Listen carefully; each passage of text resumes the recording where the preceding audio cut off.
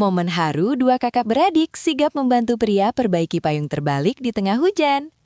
Sebuah video singkat yang menampilkan aksi tulus dua kakak beradik membantu seorang pria asing memperbaiki payungnya yang terbalik akibat angin kencang dan hujan deras. Rekaman berdurasi kurang dari 1 menit itu berhasil menyentuh hati para netizen yang memuji pendidikan keluarga serta nilai empati yang tertanam sejak dini pada anak-anak tersebut. Kejadian ini terekam secara tidak sengaja oleh seorang ibu yang sedang bersama kedua anaknya. Menurut penjelasan ibu dalam unggahan TikTok @nyaihumaira pada Rabu 11 Maret 2026, keluarga itu sedang dalam perjalanan menjemput nenek yang berobat ketika terjebak hujan di pinggir jalan. Awalnya, mereka tidak menyadari kondisi payung pria tersebut yang terbalik karena diterpa angin.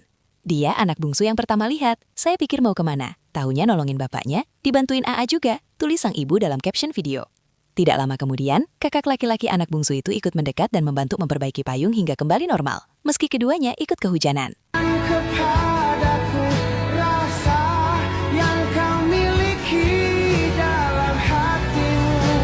Dalam rekaman yang beredar, terlihat anak perempuan bungsu berlari lebih dulu menghampiri pria itu, diikuti kakaknya yang membantu menahan dan membenahi rangka payung yang kusut.